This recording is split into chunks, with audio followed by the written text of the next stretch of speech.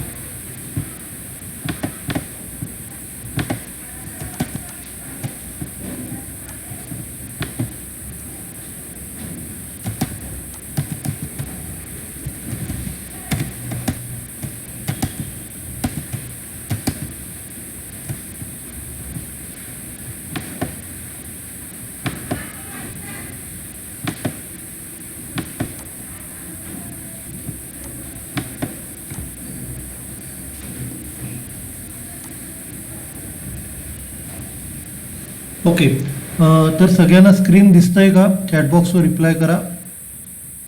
हां, तर आपण आता स्टार्ट करूया सबसिडरी बुक्स. तर आपला 11वीला हा टॉपिक झालेला आहे.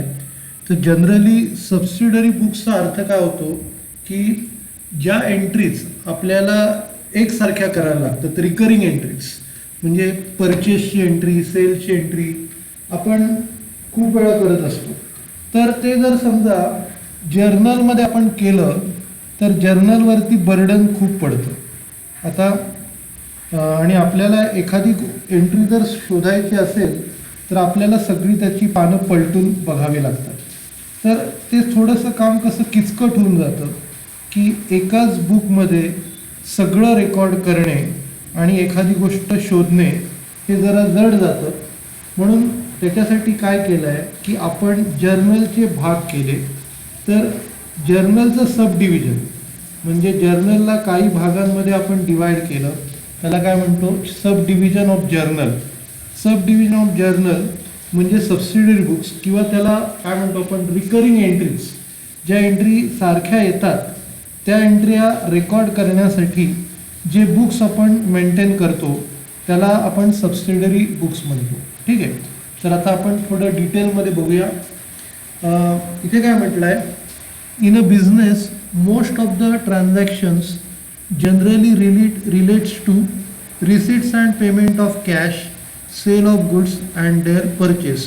तर मेजॉरिटी बिझनेसच्या ट्रान्झॅक्शन कशा असतात की आयदर पैसे येतात किंवा जातात किंवा गुड्स परचेस करतो किंवा सेल्स करतो याच्याशी रिलेटेड असतात. तर it is convenient to keep a separate register for such class of transaction, one for receipts and payment of cash, one for purchase of goods and one for sale of goods. तर त्यांचं काय म्हणणं आहे की प्रत्येक टाईपची जी transaction आहे जिला आपण क्लास म्हणतो, तर प्रत्येक क्लाससाठी एक रजिस्टर किंवा एक बुक मेंटेन करायचं आणि त्याच्यात त्या सगळ्या टाईपच्या एंट्र्या त्या रजिस्टर किंवा बुकमध्ये मेंटेन करायच्या. फॉर एक्झाम्पल आपल्याला कॅश मिळते किंवा कॅश पे करतो, त्याच्यासाठी एक बुक मेंटेन करायचं ज्याचं नाव आहे कॅश बुक. त्याच्यानंतर जे काय आपण खरेदी विक्री परचेस आणि सेल्स करतो ते परचेससाठी वेगळं बुक ठेवायचं, सेल्ससाठी वेगळं बुक ठेवायचं. पुढे काय म्हटलं आहे, register of this type is called a book of original entry or prime entry. तर अशा प्रकारचं जर बुक आपण ठेवलं तर त्याला आपण काय म्हणतो, बुक ऑफ ओरिजिनल एंट्री किंवा प्राईम एंट्री. म्हणजे पहिली एंट्री तिकडे जाते. जर्नल आपल्याला माहिती आहे.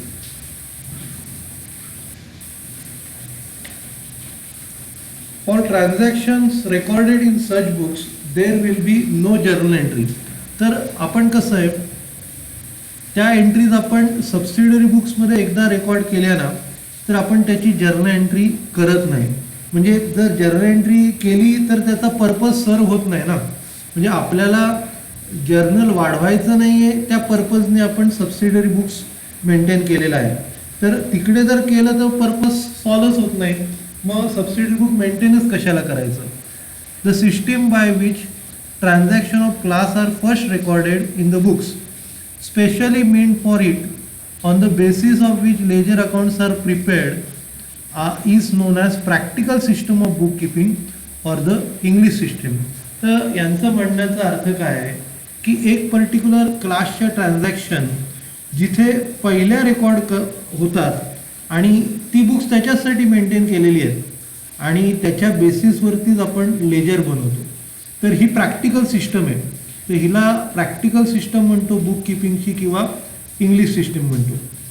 These books of original or prime entry are called subsidiary books. तर ही जी बुक्स आहेत ओरिजिनल किंवा प्राईम एंट्रीची तिला आपण नाव काय देतो, सबसिडरी बुक्स म्हणतो. Since ledger accounts are prepared on their basis. म्हणजे आपण लेजर त्याच्यावरनं आपण बनवतो and without the further process of ledger posting a trial balance cannot be taken out. म्हणजे त्या सबसिडरी बुक्सप्रमाणे आपण लेजर बनवतो, लेजरवरनं आपण ट्रायल बॅलन्स बनवतो. तर सबसिडरी बुक्सच बनवली नाहीत तर आपल्याला लेजर बनवता येणार नाही, लेजर बनवलं नाही तर ट्रायल बॅलन्स बनवता येणार नाही. Normally the following subsidiary books are use in business. तर कोणते कोणते सबसिडरी बुक्स मेंटेन केले जातात. पहिलं म्हणजे कॅश बुक, ज्याच्यात आपण receipts and payment of cash किंवा ज्या काय बँकेचे व्यवहार असतात, म्हणजे बँकेत कॅश टाकली, बँकेतनं कॅश काढली तर बँकेत कॅश आली तर रिसिट म्हणतो, बँकेने पेमेंट दिलं तर पेमेंट म्हणतो. तर कॅश रिसिट्स आणि पेमेंट, बँकेचं रिसिट्स आणि पेमेंट या दोन्ही गोष्टी आपण कॅशबुकमध्ये मेंटेन करतो. नंतर दुसरं असतं परचेस बुक. तर परचेस बुक कशाला, जे काय आपण गुड्स क्रेडिटवरती परचेस केलेत, क्रेडिट परचेस ऑफ गुड्स, त्याच्यात बाकीचे ॲसेट्स नाही आहेत. To record credit purchase of goods deal in or material and stores required by the factory, म्हणजे जे काय गुड्स परचेस केले किंवा मटेरियल आणि स्टोअर्स जे फॅक्टरीला लागणार आहे ते आपण परचेस केलं तर ते इकडे आपण रेकॉर्ड करतो. त्याच्यानंतर परचेस रिटर्न बुक काय रेकॉर्ड करणार? ऑब्विसली आपण जे गुड्स परचेस करून जे रिटर्न केलेले आहेत, जे क्रेडिटला विकत घेतले उधारीवरती आणि ते गुड्स जे आपण रिटर्न केलेले आहेत ते परचेस रिटर्नमध्ये रेकॉर्ड करतो. नंतर सेल्स बुकमध्ये काय, जे क्रेडिट सेल केलेले आहेत, ज्या वस्तू क्रेडिटला विकल्यात त्या आपण इकडे रेकॉर्ड करतो. नंतर सेल्स रिटर्न बुक काय, ज्या वस्तू आपण क्रेडिटला विकल्या आणि कस्टमरने परत केल्या. परचेस रिटर्न आपल्याकडनं होतं, सेल्स रिटर्न कस्टमरकडनं होतं. नंतर bills receivable book to record the receipts of promissory notes or hundis from various parties, म्हणजे बिल्स रिसिवेबल बुक आणि ज्या प्रॉमिसरी नोट्स आहेत तर त्याच्यासाठी बिल्स रिसिवेबल बुक आपण बनवतो.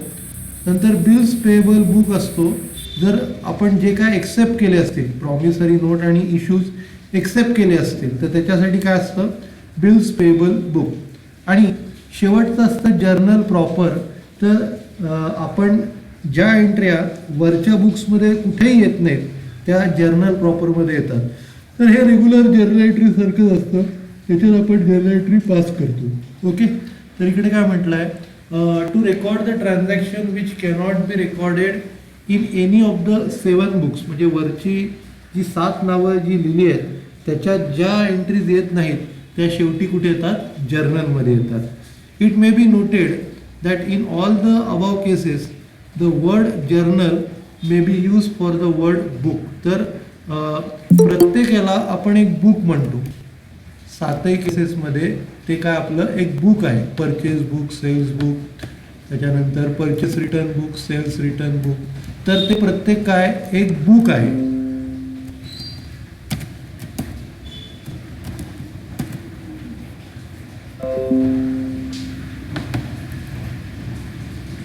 त्याच्यानंतर पुढे आहे ॲडव्हान्टेज ऑफ सबसिडरी बुक्स, म्हणजे सबसिडरी बुक मेंटेन करण्याचे काय काय फायदे आहेत. तर use of subsidiary books afford the following advantages, काय काय फायदे होतात. पहिलं म्हणजे डिव्हिजन ऑफ वर्क, म्हणजे जे काम असतं बुक्स मेंटेन करण्याचं तर ते डिवाइड केलं जातं लोकांमध्ये. Since in the place of one journal there will be so many subsidiary books, the accounting work may be divided amongst a number of clerk, म्हणजे एका जर्नलच्या ऐवजी भरपूर सबसिडरी जर्नल आपल्याकडे आहेत आणि ते आपण काय करतो, जेवढे पण क्लर्क लोक असतील त्याच्यामध्ये ते डिवाइड करतो, त्याच्या कामाची आपण विभागणी करतो. नंतर स्पेशलायझेशन अँड एफिशियन्सी, म्हणजे त्याच्या कामात आपण एक्सपर्ट बनतो, कारण सारखं तेच काम करत असतो तर त्याच्यामुळे काय होतं, आपण त्या कामात एक्सपर्ट बनतो. When the same work is allotted to a particular person over a period of time, he acquires full knowledge of it, म्हणजे त्याला पूर्णपणे नॉलेज त्याचं मिळतं. And becomes efficient in handling it, म्हणजे त्याच्यात तो एक्सपर्ट बनतो ते हँडल करण्यामध्ये.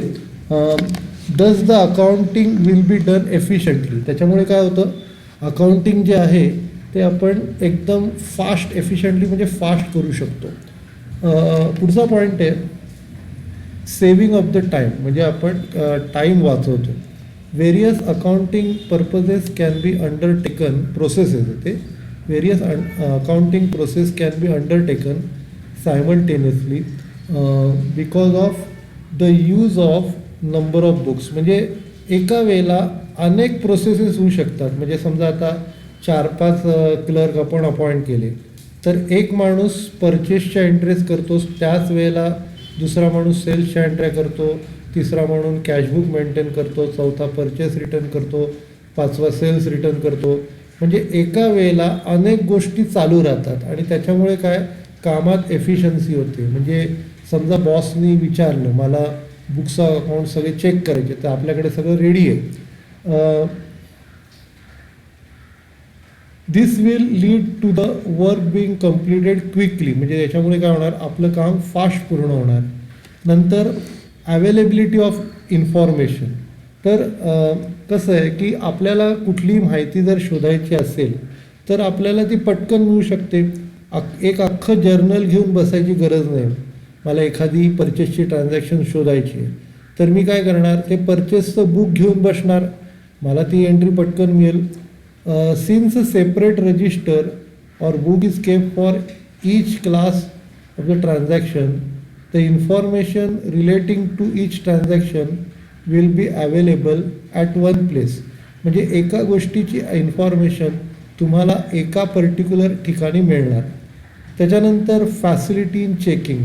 तर आता when the trial balance does not agree, the location of error or errors is facilitated by existence of separate books. म्हणजे आता आपण बघितलं की आपला ट्रायल बॅलन्स टॅली होत नाही आहे आणि आपल्याला कुठलं अकाउंट आहे तेही कळलं. मग आता समजा परचेस अकाउंट असेल तर आपण परचेस बुक बघणार, सेल्स अकाउंट असेल तर सेल्स बुक बघणार, परचेस रिटर्न अकाउंट असेल तर परचेस रिटर्न अकाउंट बघणार, सेल्स रिटर्न असेल तर सेल्स रिटर्न अकाउंट आपण बघणार. तर काय होतं की आपलं काम सोपं होऊन जातं. अख्खं जर्नल अख्खंच्या अख्खं बघायची गरज नाही. एकदा आपल्याला कळलं कुठल्या अकाउंटमध्ये चूक झाली आहे, जसं मागचं फिल इन द ब्लँक्समध्ये सॅलरीजमध्ये चूक केली होती, तर आपल्याला ती चूक कुठे आली तर तेवढंच आपण बघायचं. त्याच्यानंतर even the commission of errors and frauds will be check by the use of various subsidiary books. शिवाय जे काही कमिशन ऑफ एरर्स असतात, आता कमिशन ऑफ एरर्सचा अर्थ काय होतो, काम करताना ज्या चुका होतात, एंट्री करताना ज्या चुका होतात त्याला एरर ऑफ कमिशन असं म्हणतात. तर जे काय एरर्स ऑफ कमिशन्स आहेत किंवा फ्रॉड्स आहेत तर ते चेक केले जातात. कोणी जर फ्रॉड केला, आपल्याला फसवलं, तर ते सबसिडरी बुक्सद्वारे चेक केलं जातं.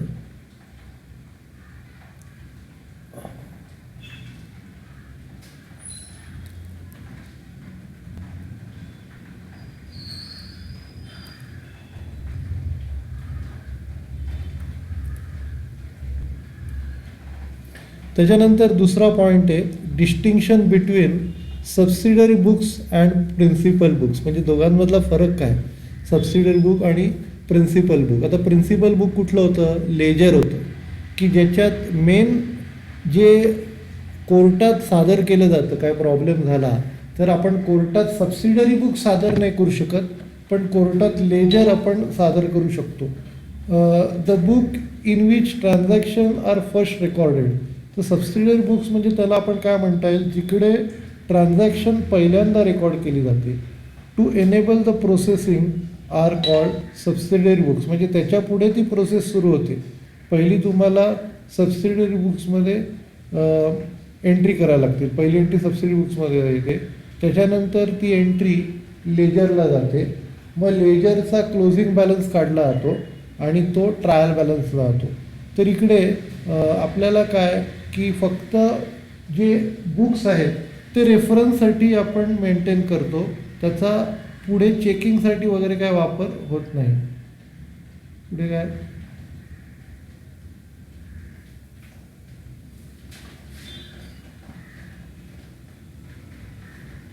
The ledger and the cash book are the principal book since they furnish information for preparation of trial balance and the financial statement. तर आता ही प्रिन्सिपल बुक्स कुठली आहेत, एक आहे लेजर आणि दुसरं आहे cash book.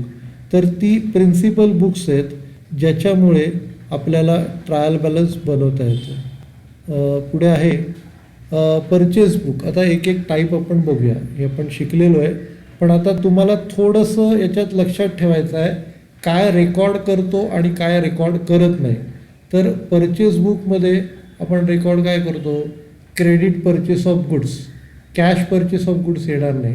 Credit purchase of goods, cash purchase येणार नाही.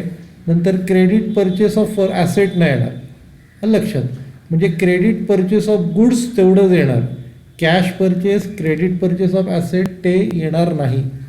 तर इकडे काय म्हटलं आहे, to record the credit purchase of goods, clear cut त्यांनी म्हटलेलं आहे की क्रेडिट जे उधारीवरती गुड्स विकत घेतलेत ते येणार. Dealt in or material purchased or material and stores used in the factory, a separate record register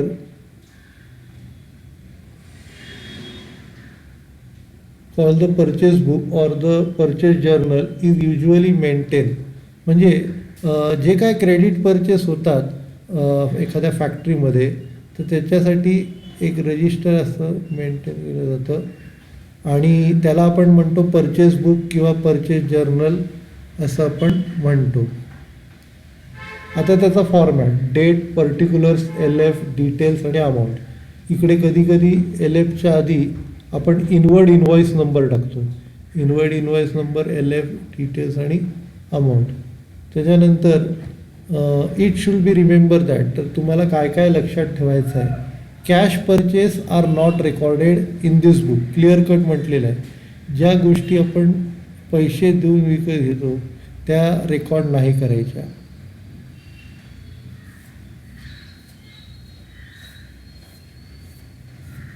since this will be entered in the cash book, म्हणजे या सगळ्या ज्या एंट्रीज आहेत त्या आपण कॅश बुकमध्ये करतो. नंतर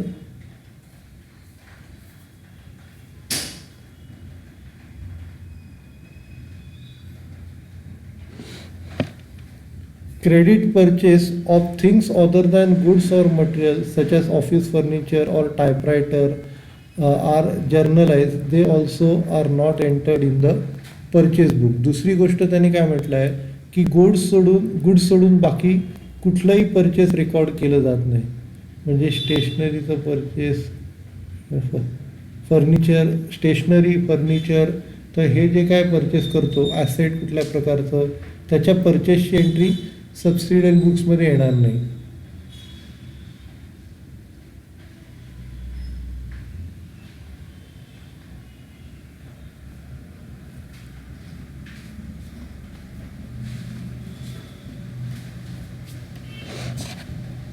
त्याच्यानंतर the particulars columns is mean to record the name of the supplier and the name of the article purchase and respective quantity. तर आपण पर्टिक्युलर्सच्या कॉलममध्ये काय काय रेकॉर्ड करतो, त्या पार्टीचं नाव, ज्याच्याकडनं आपण गुड्स घेतलेत ते, त्याच्यानंतर त्याची क्वांटिटी रेकॉर्ड करतो, काय घेतलं आहे ते, या सगळ्या गोष्टी रेकॉर्ड केल्या जातात. नंतर त्याचा रेट किती, क्वांटिटी किती, अमाऊंट किती, या सगळ्या गोष्टी रेकॉर्ड केल्या जातात. The amount of in respect of each article is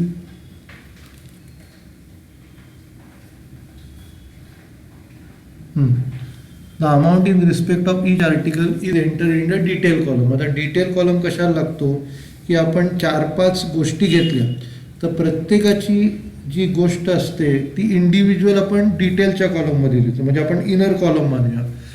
डिटेलचा column तो इनर कॉलम आहे आणि त्यांची टोटल असते ती आउटर कॉलममध्ये लिहितो. आणि the after totalling various amount included in the single purchase the amount of packing or other charges is added. म्हणजे ते झाल्यानंतर पॅकिंग आणि दुसरे जे चार्जेस असतात जसं टॅक्स आहे ते ॲड केलं जातं आणि नंतर टोटलमधनं ट्रेड डिस्काउंट वजा केला जातो. नंतर वजा करून net amount is entered in extreme right column. म्हणजे जो शेवटचा जो राईट साईडला जो कॉलम आहे त्याच्यात टोटल ॲड केली जाते. म्हणजे पहिल्यांदी आयटम्सची अमाऊंट, आयटमच्या अमाऊंटमध्ये काय करतो, आयटमच्या अमाऊंटमध्ये चार्जेस आणि टॅक्सेस ॲड करतो. ते ॲड केल्यानंतर ट्रेड डिस्काउंट त्याच्यातनं वजा करतो. त्याच्यानंतर आपण हे झाल्यानंतर ती अमाऊंट बाहेर येते आणि अशा सगळ्या ट्रान्झॅक्शनची आपण काय करतो, टोटल करतो. तर total in this column shows total purchase made in a period. तर तो जो टोटलचा कॉलम आहे तो काय दाखवतो, किती परचेस झाला त्या पर्टिक्युलर पिरियडला ते आपल्याला दाखवतो. नंतर पुढचं आहे sales book. The sales book is a registered separately specially kept to record credit sales of goods. आता इथे पण काय, जसं परचेस बुकमध्ये काय म्हटलं होतं क्रेडिट परचेस ऑफ गुड्स, तसं इकडे काय म्हणायचं क्रेडिट, इथे म्हणायचं क्रेडिट सेल ऑफ गुड्स. तिथे क्रेडिट परचेस ऑफ गुड्स, इथे क्रेडिट सेल ऑफ गुड्स, त्या आपण रेकॉर्ड करतो. याच्यात पण कॅश सेल ऑफ गुड्स आपण रेकॉर्ड नाही करत. कॅश सेल्स आपण कॅश बुकमध्ये मेंटेन करतो, सेल्स बुकमध्ये नाही. नंतर इथे पण जर ॲसेट वगैरे काय विकलं तर त्याची एंट्री सेल्स बुकमध्ये येत नाही. Credit sale of things other than the goods dealt in by the firm are not entered in the sales book. म्हणजे जे काय ॲसेट्स आपण विकतो गुड्स सोडून तर ते इकडे येत नाही. The ruling is the same as for the purchase book. जर रुलिंग जे असतं त्याचे फॉर्मॅट सेम जसं परचेस बुकचं आहे तसंच याचं आहे. नंतर entries in the sales book are also made in the manner as in the purchase book. म्हणजे जशा प्रकारे परचेस बुकमध्ये आपण एंट्री करतो त्याच प्रकारे सेल्स बुकमध्ये पण एंट्री केल्या जातात. तर पर्टिक्युलर्स कॉलम तिथे पण तसंच आहे. पर्टिक्युलर्स कॉलममध्ये आपण कस्टमरची नावं लिहितो, किती क्वांटिटी विकली ती लिहितो, रेट लिहितो आणि अमाऊंट लिहितो. त्याच्यानंतर for each item the amount is entered in the detail column. After totalling the balance after totalling the amount for one sale charges for इथे पण तसंच आहे की पहिल्यांदी आपण त्याची टोटल घेतो, किती वस्तू विकत घेतलं त्याची काय करतो टोटल घेतो. टोटल घेतल्यानंतर त्याच्यात पॅकिंग चार्जेस आणि इतर टॅक्सेस ॲड करतो. ॲड केल्यानंतर त्याच्यातनं ट्रेड डिस्काउंट वजा करतो आणि नेट अमाऊंट ही आउटर कॉलममध्ये लिहिते. नंतर the total of this column shows a total credit sales for the period. म्हणजे हा जो काय सेल आपण घेतलेला आहे हा सेल हा त्या पर्टिक्युलर पिरियडला टोटल सेल झालेला आहे. नंतर पुढचं आहे सेल्स रिटर्न बुक. आता सेल्स रिटर्न बुक म्हणजे काय, ज्या गोष्टी उधारीवर सेल केलेल्या आहेत, ज्या गोष्टी उधारीवरती सेल केलेल्या आहेत त्या जर कस्टमरने आपल्याला परत केल्या तर त्या इथे रेकॉर्ड केल्या जातात. If customer frequently return the goods sold to them it would be convenient to record the returns in a separate book which is named as sales return book or return inward book. तर customer जर continuously आपल्याला goods return करत असतील तर आपण काय करतो, त्या ज्या एंट्र्या आहेत या सेल्स रिटर्न किंवा रिटर्न इनवर्ड बुक्समध्ये रेकॉर्ड करतो.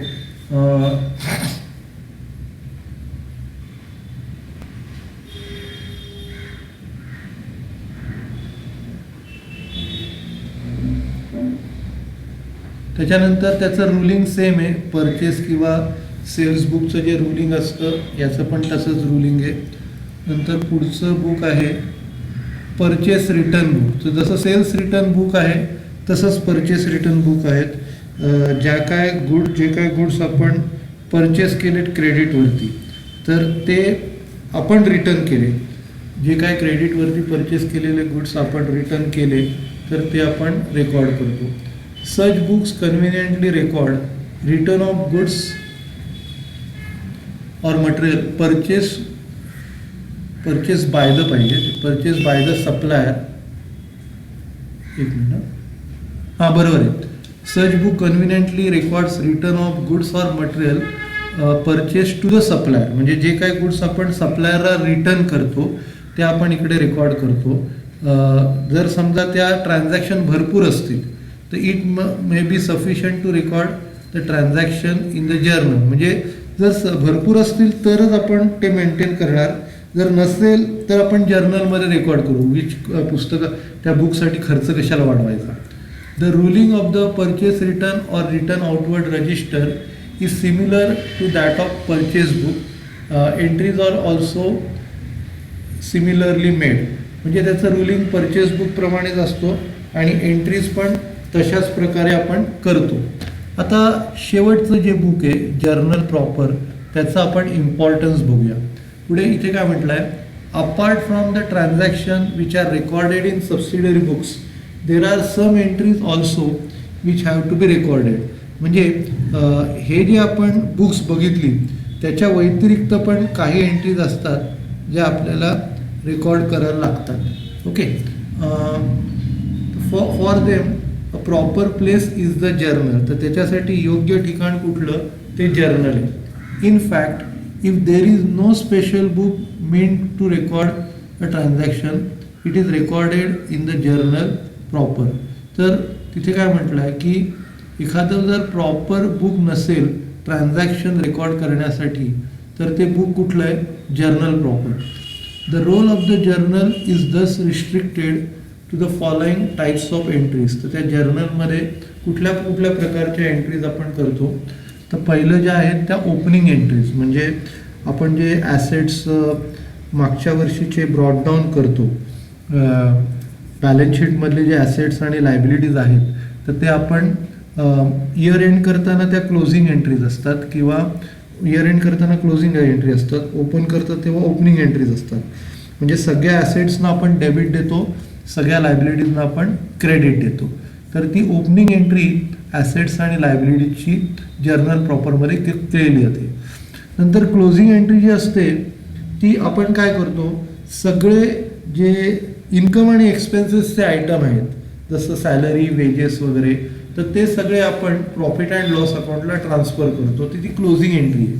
At the end of the year the profit and loss account has to be prepared. म्हणजे इयर एंडच्या दिवशी आपल्याला profit and loss account open करायला लागतं. तर त्याच्यासाठी आपण काय करतो, जे नॉमिनल अकाउंट आहेत ते सगळे आपण काय करतो, या अकाउंटला ट्रान्सफर करतो. This is done through journal entry called as closing entry. म्हणजे ओपनिंग एंट्री वर्षाच्या स्टार्टिंगला असते, जेव्हा आपण सगळे बॅलन्स शीटचे ॲसेट्स डेबिटला टाकतो, लायबिलिटीज क्रेडिटला टाकतो. आणि क्लोजिंग एंट्री ही वर्षाच्या एंडिंगला असते, ज्यावेळेला जे काय खर्च किंवा इन्कम असेल ते आपण प्रॉफिट अँड लॉस अकाउंटला ट्रान्सफर करतो. म्हणजे प्रॉफिट झाला तर आपण काय करणार, P&Lला क्रेडिट देतो, आणि लॉस झाला तर P&Lला डेबिट देतो. ठीक आहे. त्याच्यानंतर पुढचं आहे रेक्टिफिकेशन एंट्रीज. तर रेक्टिफिकेशनचा अर्थ काय होतं की ज्या काही चुका झालेल्या असतील त्यांची सुधारणा करणे. तर तिथे खाडाखोड आपण करायची नाही. एक एंट्री चुकली तर दुसरी एंट्री पास करून आपण जी काही चूक झाली आहे ती एंट्री आपण इम्प्रूव्ह करू शकतो. म्हणजे ती जी चूक झाली आहे ती आपण सुधारू शकतो. त्याच्यानंतर पुढे आहे ट्रान्सफर एंट्रीज. तर ट्रान्सफर एंट्री म्हणजे काय, एका अकाउंटवरून दुसऱ्या अकाउंटला जर ट्रान्सफर केलं, if some amount is to be transferred from one account to another the transfer will be made through a journal entry. म्हणजे जे काय ट्रान्सफर करायचं आहे तर ते आपण जर्नल एंट्रीच्या माध्यमातून करतो. त्याच्यानंतर पुढे आहे ॲडजस्टिंग एंट्रीज. तर ॲडजस्टिंग एंट्रीज म्हणजे जे आपण फायनल अकाउंट्समध्ये ॲडजस्टमेंट करतो, जसं outstanding expenses, prepaid expense, interest on capital, depreciation. तर ह्या ज्या फायनल अकाउंटच्या ॲडजस्टमेंटच्या एंट्रीज असतात तर त्या एंट्रीज ज्या पास केल्या जातात, आपण ॲक्च्युली पास नाही करत, आपण डायरेक्टली फायनल अकाउंट्स बनवतो, पण त्या एंट्र्या पास केल्या जातात. आणि त्याचबरोबर फायनल अकाउंटच्या ॲडजस्टमेंट पण केल्या जातात. तर त्या एंट्रीजला आपण काय म्हणतो adjusting entries. At the end of the year the amount of expense or income may have to be adjusted for amount received in advance और amount not yet settled in cash. म्हणजे कुठली गोष्ट आपल्याला ॲडव्हान्समध्ये मिळाली असेल, एखादा खर्च पे करायचा बाकी आहे, तर त्या सगळ्या एंट्रीज आपल्याला कराव्या लागतात. Such an adjustment is made through journal entries. म्हणजे त्या ज्या ॲडजस्टमेंट आपण करतो त्या जर्नल एंट्रीच्या माध्यमातून करतो. Usually the entries pertaining to the following. तर या कुठल्या एंट्रीज आहेत, आउटस्टँडिंग एक्सपेन्सेस म्हणजे expense incurred but not paid. म्हणजे आपल्याला खर्च करायला लागला पण तो पे नाही केला. नंतर पुढचं आहे, ॲक्च्युली स्पेलिंग चुकलं आहे, प्रीपेड एक्सपेन्स आहे, म्हणजे जो खर्च आपण ॲडव्हान्समध्ये पे केलेला आहे. नंतर interest on capital. Interest on capital आपण कॅपिटलवरती इंटरेस्ट प्रोव्हाइड करतो ते आहे. नंतर डेप्रिसिएशन म्हणजे ॲसेटची व्हॅल्यू जी कमी होते ते आहे. तर for all these journal entries are necessary. तर या ज्या ट्रान्झॅक्शन्स आहेत त्याला आपल्याला जर्नल एंट्री करणं कंपल्सरी आहे. पुढे entries of dishonour of bill. तर 12वीला आपण बिल्स ऑफ एक्सचेंज टॉपिकमध्ये बघितलं, त्याच्यात बिल डिसऑनर होतं. तर जे बिल डिसऑनर होतं त्याची एंट्री पण आपण इकडेच करतो. नंतर if someone who accepted a promissory note or bill is not able to pay in on the due date, a journal entry will be necessary to record the non payment or dishonour. म्हणजे एखाद्या माणसाने त्याच्या बिलाचं payment जर केलं नाही तर आपल्याला त्याची जर्नल एंट्री करावी लागते. नंतर मिसलेनियस एंट्रीज. तर त्याच्यात अजून पण काही एंट्रीज असू शकतात.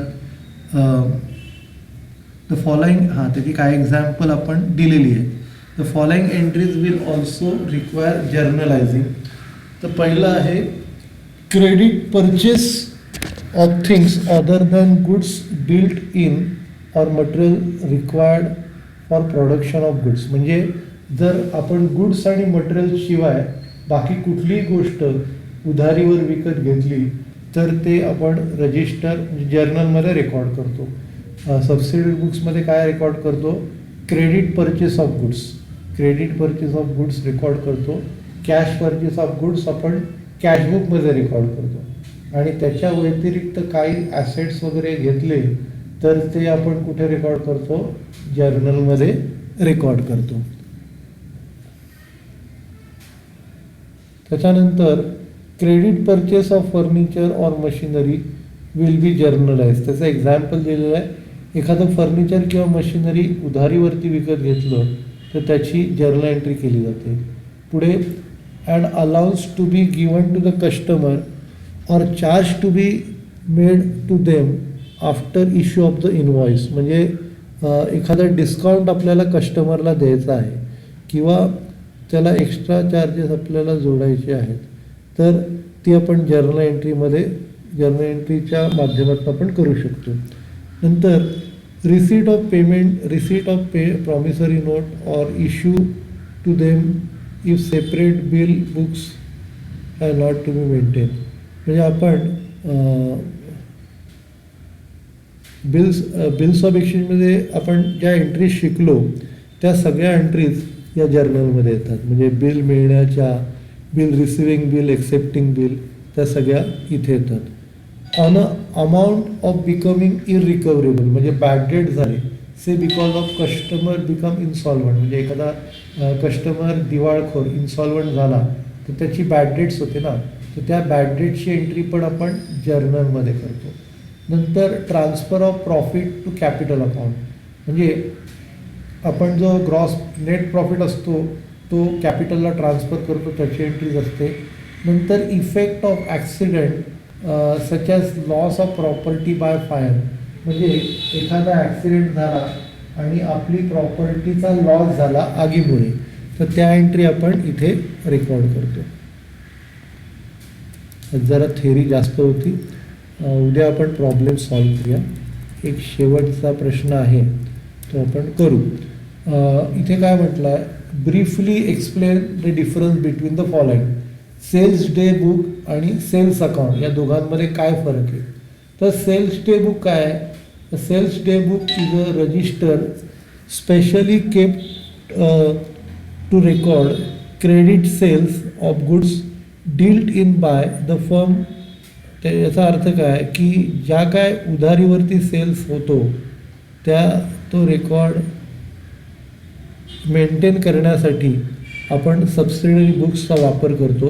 तर त्यांना सेल्स बुक म्हणतो किंवा सेल्स डे बुक म्हणतो. कॅश सेल्स जे असतात ते आपण कॅश बुकमध्ये रेकॉर्ड करतो, सेल्स बुकमध्ये कॅश सेल्स रेकॉर्ड करत नाही.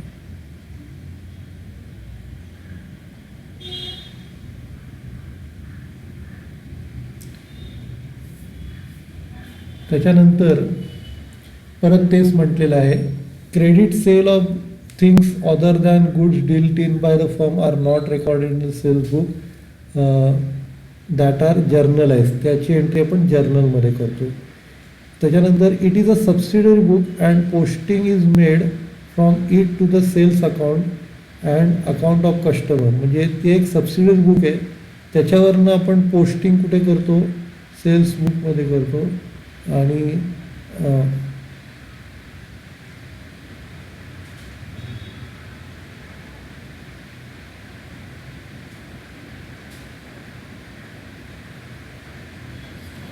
तर इकडे काय म्हटलं आहे, गुड्स सोडून बाकी कुठलं जर ॲसेट वगैरे विकलं तर त्याची एंट्री आपण जर्नलमध्ये करतो.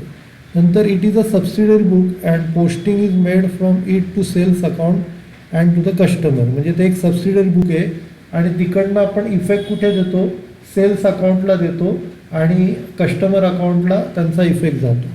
पुढे the total of sales book shows the credit sales made during any particular day. The amount is collected to the sale credited to the sales account. म्हणजे जी काय आपण टोटल घेतो ती टोटल आपण काय करतो, सेल्स अकाउंटच्या क्रेडिटला टाकतो. परचेस बुकची टोटल परचेस अकाउंटच्या डेबिटला टाकतो. सेल्सची टोटल सेल्स अकाउंटच्या क्रेडिटला टाकतो. नंतर sales account is a final record and posting are made from the cash book cash sales and sales day book credit sale. म्हणजे सेल्स अकाउंट हा एक फायनल रेकॉर्ड आहे. तर या सेल्स अकाउंटमध्ये काय काय असतं, जे काय कॅश सेल्स झाले ते कॅशबुकवरनं इकडे आलेले असतात आणि जे क्रेडिट सेल झालेले असतात ते सेल्सबुकवरनं इकडे आलेले असतात. तर तो ठेवायचा, तो रेकॉर्ड आपल्याला ठेवायला लागतो आणि त्याच्या ज्या अमाऊंट्स असतात म्हणजे कॅश सेलच्या अमाऊंट क्रेडिट सेलच्या अमाऊंट या सेल्स अकाउंटमध्ये येतात. पुढे sales account is maintain in the ledger in the manner the other accounts are maintain. म्हणजे ते लेजरमध्ये मेंटेन केलं जातं ज्या ऑर्डरमध्ये बाकीचे अकाउंट्स मेंटेन केले जातात त्याच ऑर्डरमध्ये हे सेल्स अकाउंट मेंटेन केलं जातं.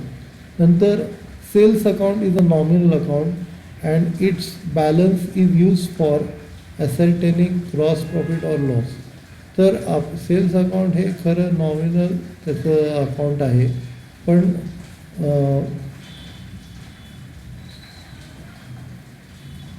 त्याचा जो बॅलन्स असतो तो आपण ट्रायल बॅलन्समध्ये घेतो आणि तिकडनं प्रॉफिट अँड लॉस अकाउंटला घेतो आणि त्याच्यातनं आपल्याला फर्म किती प्रॉफिट कमवते किती लॉस होतं हे आपल्याला कळतं.